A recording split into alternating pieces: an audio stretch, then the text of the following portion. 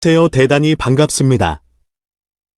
일본판 나폴레옹 꿈꿨던 에노모토 다케아키 18 제2부 죽음보다 차원 높은 용기와 사내의 헌신. 적장 구로다 권유 받아들여 새 정부에서 전력 투구.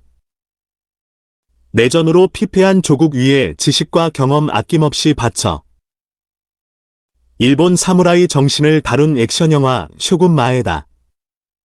이국의 귀화한 일본인 배우 겸 제작자인 쇼코스키가 주연 겸 제작을 담당했다. 월간 주망 5월호에서는 보신전쟁, 무친전쟁의 마지막 전투에서 메이지 유신의 신정부군에 맞선 에노모토 다케아키, 가본 모양의 거병과 일본에 존재했던 이국가 체제인 에조공화국의 성립과 패전을 살펴봤다. 6월호에서는 에노모토가 뜨거운 우정으로 새로운 삶을 시작한 그 이유를 살펴본다. 진영 논리를 뛰어넘은 우정과 관용 그리고 애국심이 등장한다. 에노모토와 막부군 간부는 도쿄로 호송돼 타스노구치, 현 도쿄도 마루노우치의 감옥에 수감됐다. 옥중에서도 에노모토의 왕성한 지식욕과 호기심은 시들지 않았다. 독서에 몰두하면서 저술까지 했다.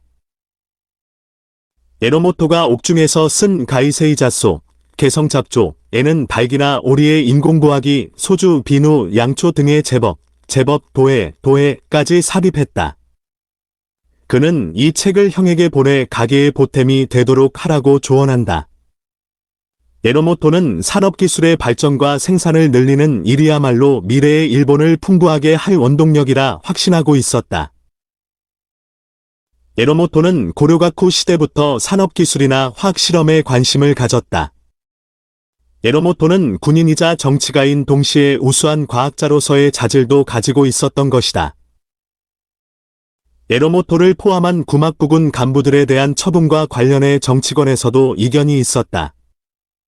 엄벌을 요구하는 조슈번, 기도 다카요시 등과 에노모토의 재능을 아껴 구명을 주장하는 구로다 기요다카, 흑전청룡 등 사스마번과의 사이에 조정이 이뤄지지 않았다. 그런 탓에 에노모토는 2년 반 동안 수감돼 있어야 했다.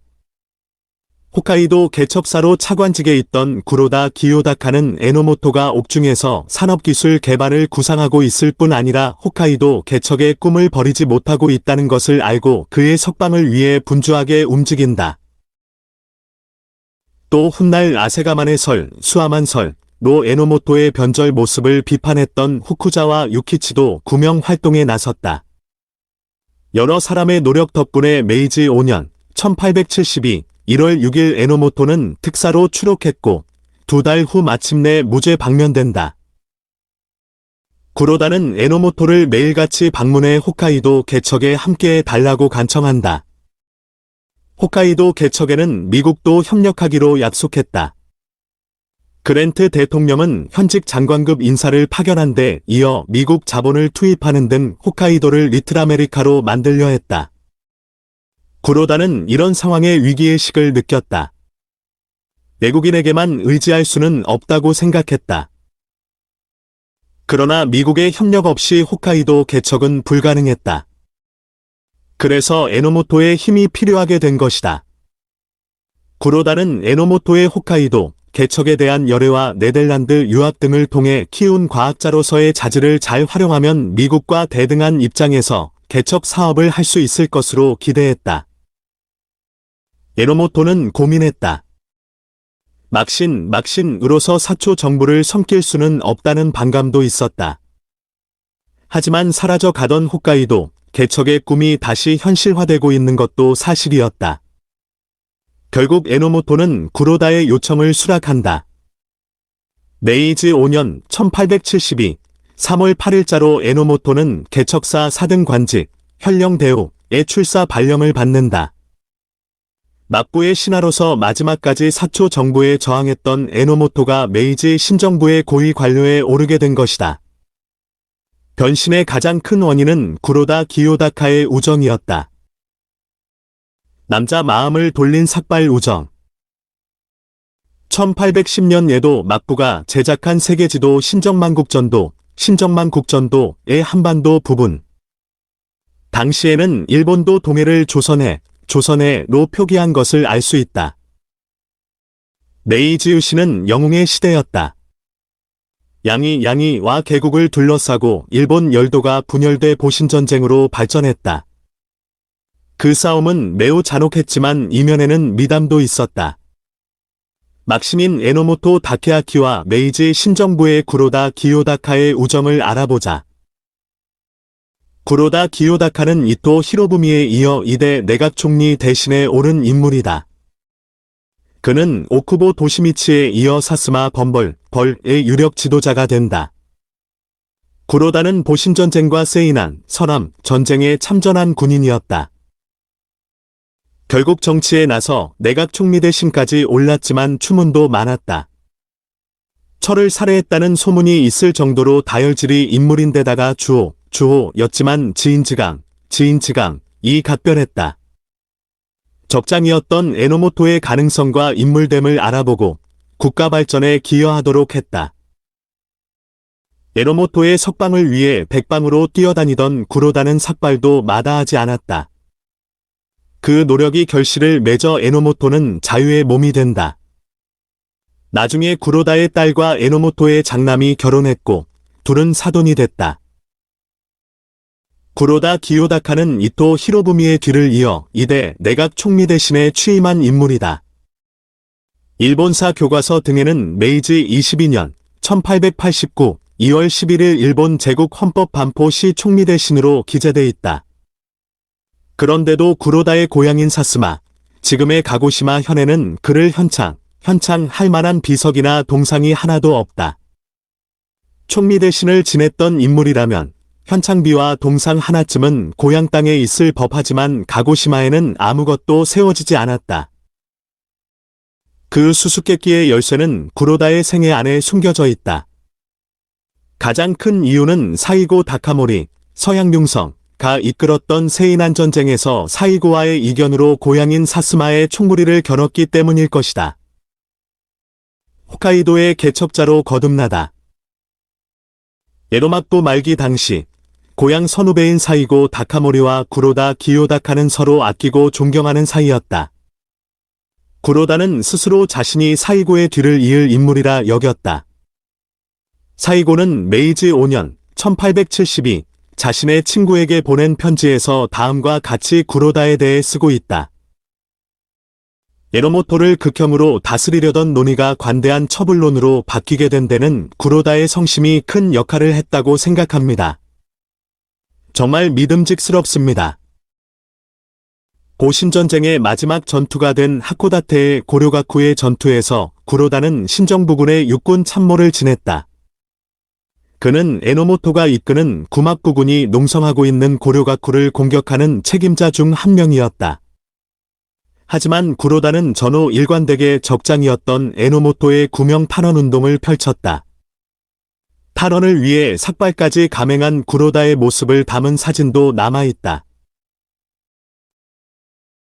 그때 사이고는 구로다의 헌신적인 행동을 칭찬했다. 사이고의 구로다에 대한 평은 그야말로 절찬이다. 사이고는 구로다의 인물됨을 높이 평가했고 다음 세대를 끌어갈 인물이라고 생각했다. 그러나 메이지 6년 1873의 정한론 이 일자 구로다는 사이고와 대립한다. 그 후 일어난 세이난 전쟁에서는 사이고를 포함한 예전의 동료를 토벌하려고 고향인 사스마로 진군한다. 그리고 반란군을 진압한다.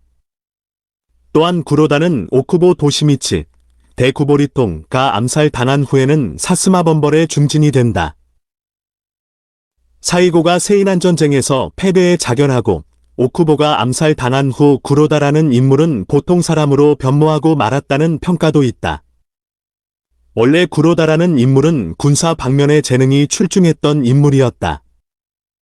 그러나 사이고가 죽고 그 다음 해 오쿠보가 암살당한 뒤로는 사스마번 출신 인재가 부족하다 보니 구로다가 번을 대표하는 인물로 정치 표면에 나설 수밖에 없었다는 것이다.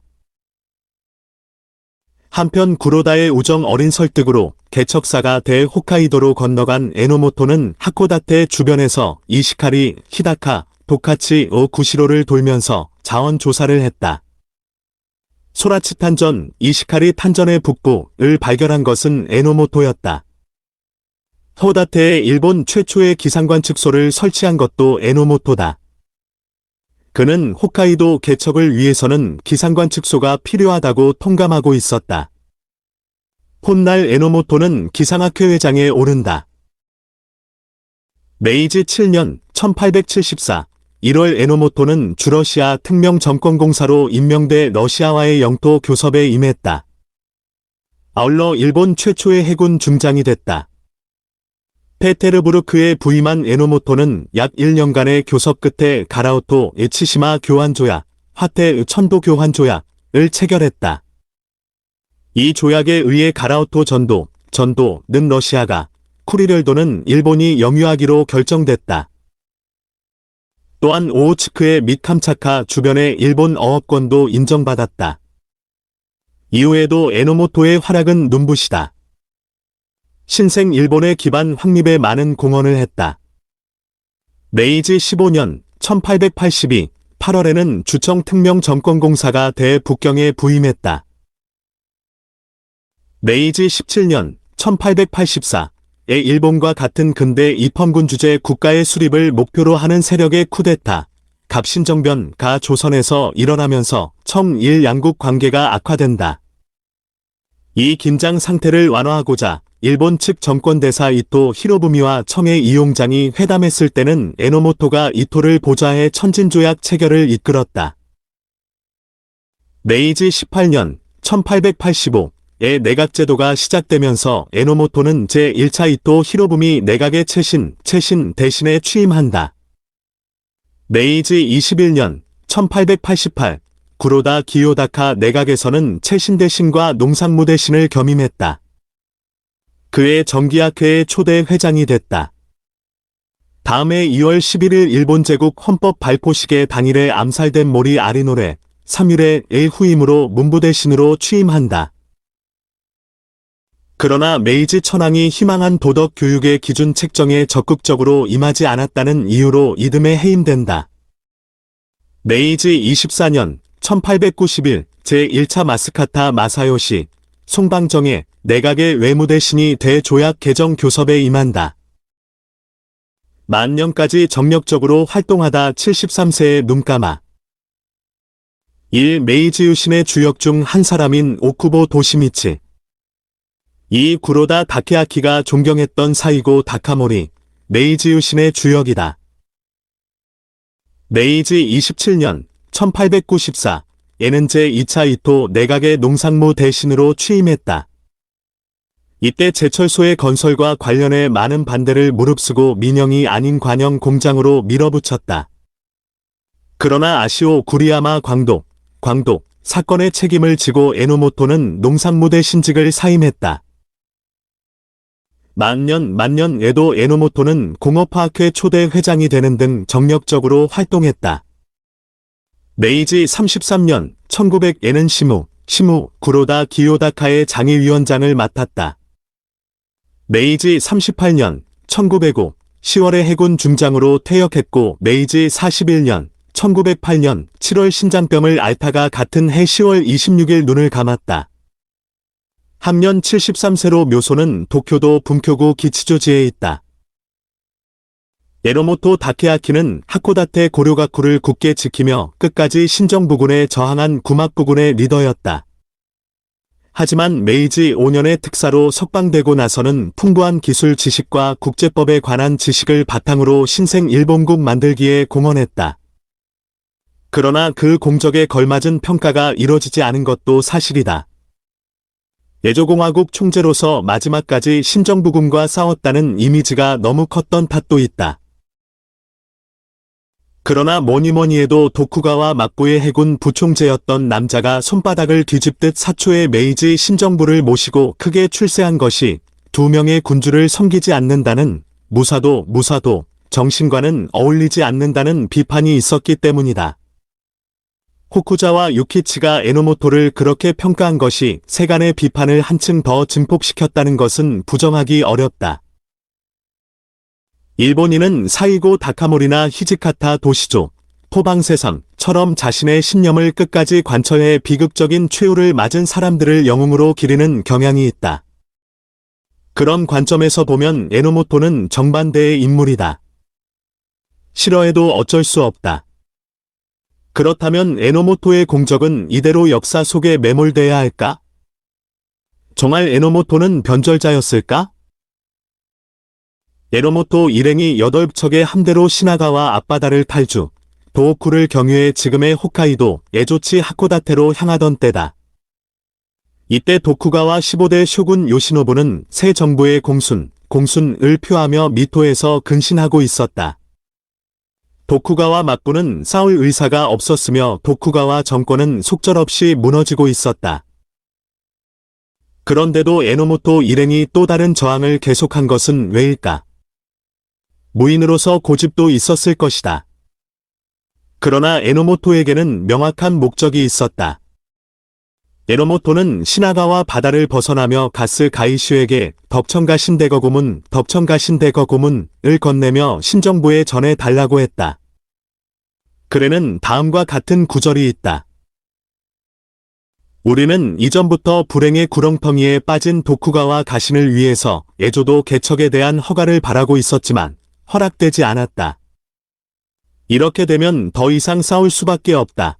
또 에조치를 향해 센다이를 떠날 때 에노모토는 구막신의 구제, 러시아의 침략에 대비하고자 에조치를 개척하는 것이 목적이지 결코 조정을 겨냥하는 것이 아니다. 는 취지의 문구를 새 정부에 보냈다. 강요에 의한 변절, 꿈을 위한 변신. 1. 에노모토 다케아키, 메이지 정부에서 중용대 다방면에서 활약했다. 2. 일본 제2대 내각 총리 대신을 지낸 구로다 기요다카. 그는 에노모토 다케아키의 석방을 위해 삭발까지 했다. 에노모토 등이 수립한 에조 공화국에는 지금까지 일본에는 없었던 특징이 있었다. 첫 번째는 투표로 순회 인사를 결정한 것이다. 두 번째는 포로를 취급하는데 인도적 방식을 취했다는 점이다. 예를 들면 마스마에를 공략했을 때 투항에 온 500명의 적병 가운데 희망자는 배에 태워 아오모리에 보냈다.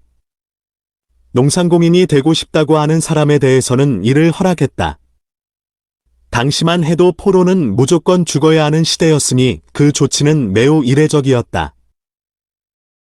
세 번째는 의사 다카마스 료운, 고속능운을 원장으로 하는 일본 최초의 적십자 병원, 하코다테 병원 창설이다. 피와 구분 없이 병사를 치료했고 그 뜻을 적에게도 전달해 포화로부터 지켜냈다. 이러한 정책들은 네덜란드 유학을 경험한 에노모토만의 진보적인 행보였다. 에노모토는 일본이란 국가를 위해 에조치를 개척해 새로운 산업을 일으키고 이웃 나라로부터의 공격에 대한 방어선을 구축하려고 했다. 에노모토는 수감돼 있을 때 누나와 아내에게 보낸 편지에서 다음과 같이 설명했다. 내 자신의 연구 성과를 홋카이도 개발에 유용하게 쓰고 싶다. 하지만 더 이상 이룰 수 없게 됐다. 에노모토는 사형에 처하게 될 것까지도 각오하고 있었던 것이다. 하지만 북쪽 땅을 개척해 부강한 땅을 만들겠다는 꿈만은 계속 갖고 있었다. 그런 에노모토를 필사적으로 구명한 구로다 기요다카로부터 홋카이도 개척사로 함께 일해줬으면 좋겠다는 간청을 받았을 때 에노모토로서는 거절할 방법이 없었다. 한 가지 마음에 걸리는 것은 하코다테 전쟁에서 죽어간 수많은 동지들에 대한 미안함이었다. 에노모토는 이 십자가를 평생 짊어질 각오를 했을 터이다. 그는 홋카이도 개척, 러시아와의 영토 교섭, 천국과의 평화 교섭 등을 실시했다. 3명의 내각 총리 대신 아래에서 채신 대신 농상무 대신 문부 대신 외무 대신을 역임했다. 신민협회를 창립해 멕시코에 이민단을 보냈고 막신의 자제에 대한 장학금 제도, 토쿠가와 유경회를 시행해 현재의 도쿄 농업대학 전신인 유경학교를 창립했다. 에노모토는 기상학회장, 전기학회 및 공업화학회의 초대 회장도 맡아 학술연구의 진흥에도 진력했다. 에노모토 다케아키를 변절자라고 비판하는 사람들이 있다. 그러나 에노모토는 누군가에게 강요당해 자신의 삶을 바꾼 것은 아니다. 홋카이도를 신천지로 개척해 풍부한 대지로 거듭나게 하고 정권 교체를 통해 생겨난 많은 실업자들, 무사들에게 새로운 삶의 터전을 마련해 주려는 꿈을 꿨다. 그리고 에노모토는 홋카이도에 강한 정부가 탄생한다는 것은 일본 국가에도 도움이 된다고 봤다. 북방으로부터 틈새를 노리는 러시아에 대한 방위력 강화에도 연결된다고 믿었던 것이다. 그래서 고민 끝에 구로다의 권유를 받아들여 홋카이도 개척사로 새 정부를 섬기게 됐다. 국가와 내전으로 불행해진 사람들을 위해서 자신이 가지고 있는 지식이나 경험을 최대한 발휘해 공헌하려고 하는 생각이 에노모토를 움직였다. 이건 결코 전향도 변절도 아니다. 이런 점에서 에노모토 다케아키라는 인물을 다시 한번 돌아볼 필요가 있지 않을까? 그들의 꾸밈없는 붉은 마음의 사긴. 일본 태생의 미국의 대표적인 일본 학자이자 주일대사를 지낸 에드윈 나이샤워, 1910에서 1990 하버드대 교수는 일본 제국주의 흥망사에서 근대 일본이 성공할 수 있었던 요인으로 젊은이들의 꿈을 꼽았다. 나이샤워는 그들의 꿈에는 개인의 영달을 위한 이해관계가 없어 보인다고 분석했다. 바로 이런 점이 일본이 동아시아에서 가장 선진 근대 국가를 이룬 원동력이 됐다고 나이샤워는 진단했다. 이 대목에서 눈에 띄는 단어가 세키신, 적심이다. 우리의 국어사전에도 나오는 단어인데 잘 쓰지는 않는다. 우리가 잊고 지냈던 붉은 마음이라는 고루한 단어가 사실은 얼마나 값어치 있는지 사람들은 알고 있을까? 그들은 진영 논리에 얽매이지 않았을 뿐 아니라 총칼을 들이대던 구원도 쉽고 같은 목표인 나라 만들기라는 대의를 향해 진력했다. 그들의 우정은 대륙의 문경지교, 나는 과잉 감정의 사귐이 아니었다. 서로의 마음을 꾸밈없이 바라보고 더 큰 뜻을 향해 가는 신모원려의 우정이었다. 돌아보면 에도 무열괴성으로 전화의 위기로부터 일본을 구한 사이고 다카모리와 가스 가이슈의 우정도 있었다. 일본인의 미적 감각에는 진심, 즉 마고코로, 진심 나는 것이 있다. 진솔한 마음이다. 꾸밈없이 그대로 드러내는 마음의 아름다움이다. 일본인들은 애국도 정치도 이런 마음으로 하나만을 향해 나아가는 모습을 높게 쳐줬다. 그들은 일생 동안 하나의 일에 매진한다. 그것도 진심을 담아서 한다. 서로의 진심을 알아보고 우정을 키우고 더 큰 목표인 애국을 향해 매진한다. 히타무키, 직향는 한 가지 일에 전념하는 모양이다. 오로지 목표를 향해 곧장, 열심히, 뇌고르로, 일편단심, 한결같다라는 의미가 있다. 믿어라. 너에겐 오로지 나만, 나에게도 오로지 너만 있다는 것을 잊지 마라. 도 적심이라 할 수 있다. 다시 적심이라는 단어로 돌아와서 그 말의 어원을 살펴보자. 거짓과 꾸밈없는 마음, 순진무구한 마음이다. 불글 적의 적자에는 알몸에 아무것도 아닌 노골적인다는 의미가 있다.